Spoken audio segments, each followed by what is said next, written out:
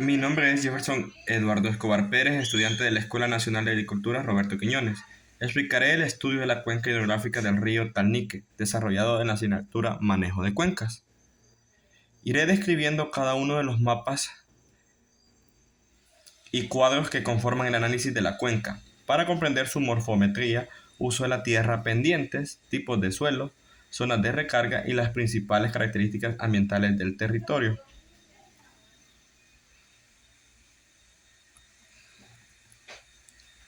Como primer mapa tenemos la delimitación general de la cuenca del río Talnique. En este primer mapa se puede observar la delimitación general de la cuenca hidrográfica del río Talnique. Aquí se marcan los límites que definen el área de drenaje, es decir, la superficie de donde el agua de lluvia se escurre hacia un punto común. La cuenca tiene un área de 2.38 kilómetros cuadrados, lo que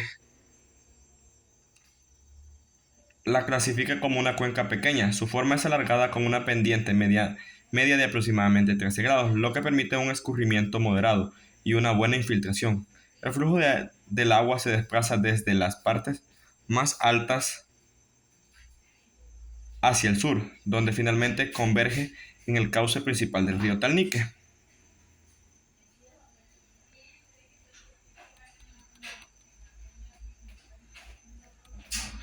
Como mapa 2 tenemos la red hídrica y clasificación por órdenes según Strahler. En este mapa se representa la red hídrica de la cuenca y su clasificación según el método de Strahler. Este sistema permite identificar las causas en función de su jerarquía. Los de primer orden son los más pequeños, formados por la escorrentía superficial. Cuando dos cauces del mismo orden se unen, generan un cauce de orden superior. En la cuenca del río Talnique predominan los cauces de primer y segundo orden, lo que indica una baja densidad de drenaje y un relieve con pendientes suaves a moderadas. Esto significa que el agua tiene un recorrido más largo antes de concentrarse, lo que reduce el riesgo de inundaciones repentinas. También tenemos el cuadro de parámetros morfométricos de la cuenca, que es este. Acá se presentan los principales parámetros morfométricos que describen la forma y comportamiento de la cuenca. El área total es de 2.3817 kilómetros cuadrados. La longitud de la cuenca es de 3.08 kilómetros. 3.08 kilómetros. Y su ancho medio es de 0.77 kilómetros. El índice de forma y el coeficiente de compacidad indican que la cuenca es alargada con bajo riesgo de crecidas súbitas. La pendiente media del cauce principal es del 1.4%, lo que sugiere una pendiente suave y un flujo estable. El tiempo de concentración, que representa el tiempo que tarda el agua en llegar al cauce principal, es muy corto, lo que muestra una respuesta rápida a las lluvias. En general, la cuenca presenta relieve montañoso moderado y condiciones favorables para la infiltración y el escurrimiento controlado.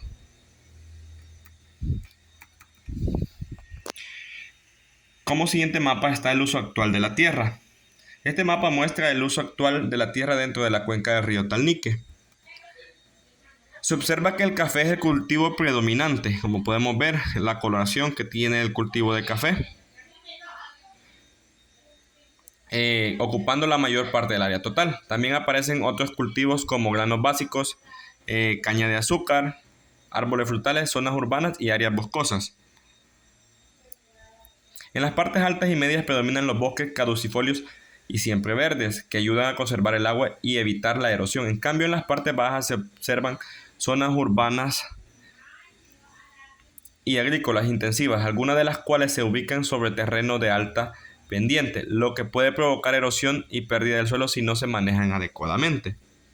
Aquí está en la leyenda el uso de la tierra de la cuenca, como les mencionaba. También tenemos el mapa de análisis de capacidad del uso de la tierra de la cuenca. En este mapa se presenta la capacidad de uso de la tierra, la cual clasifica los suelos según su aptitud agrícola. Aquí está como la leyenda del mapa, como les mencionaba.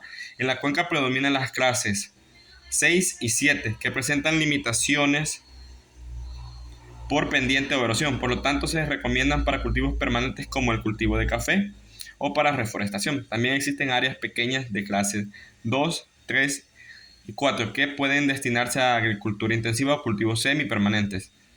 Este análisis demuestra que la cuenca tiene una vocación forestal y agroforestal más que agrícola extensiva. Como podemos ver, aquí están las clasificaciones. También tenemos el análisis de áreas críticas o el mapa de conflicto de uso de la tierra. Aquí se identifican los conflictos de uso de la tierra, es decir, las zonas donde el uso actual no coinciden con su capacidad real. Se encuentran áreas con sobreuso, principalmente en zonas urbanas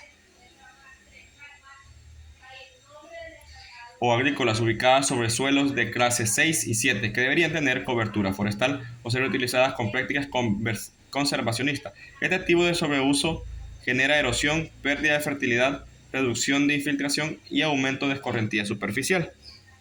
En cambio, las zonas clasificadas como de uso adecuado corresponden a cultivos permanentes y bosques que ayudan a mantener el equilibrio del suelo y el recurso hídrico. Acá podemos ver siempre en el relieve donde está la leyenda, las bandas, el conflicto oraje, el color que está de sobreuso, uso adecuado y igual los ríos. Acá.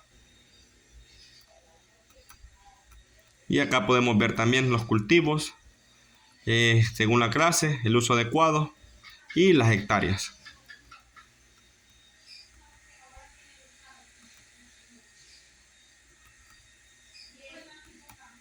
También está el mapa de análisis de las zonas de recarga acuífera de la cuenca.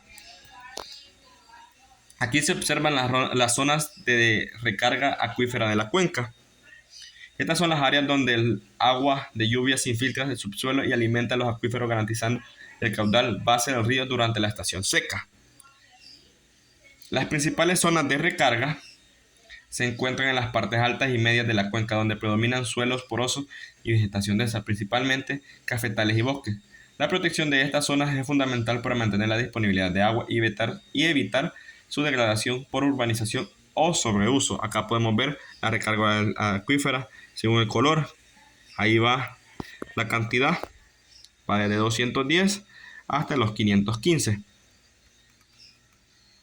Acá también podemos ubicar el área y la recarga.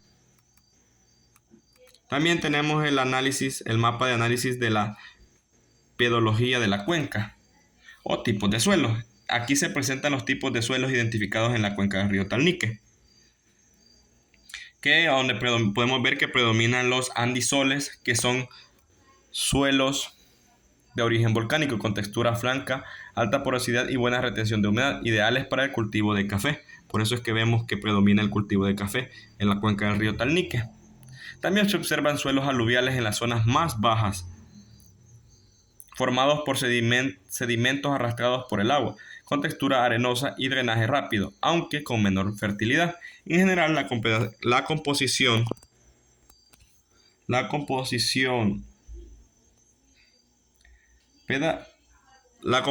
pedologia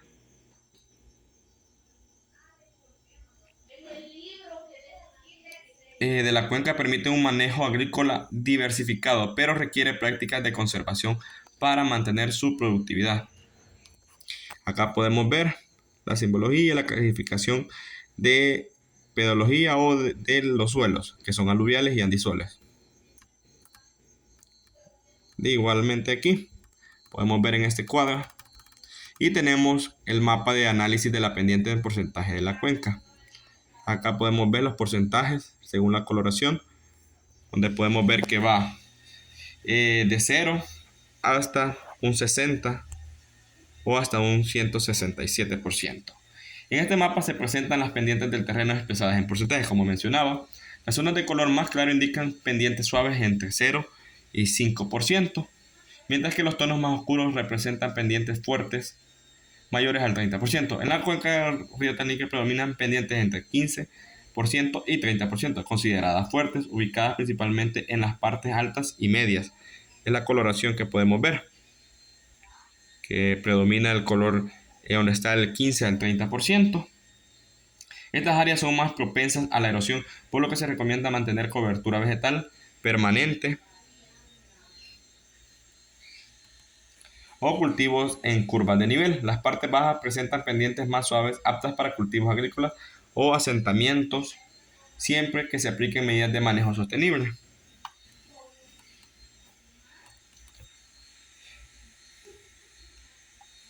La cuenca del río Talnique es un ecosistema pequeño, pero muy importante, con suelos fértiles, relieve montañoso y una fuerte presencia de cultivos de café. La mayoría de sus suelos presentan limitaciones por pendiente, por lo que deben ser manejados bajo sistemas agroforestales.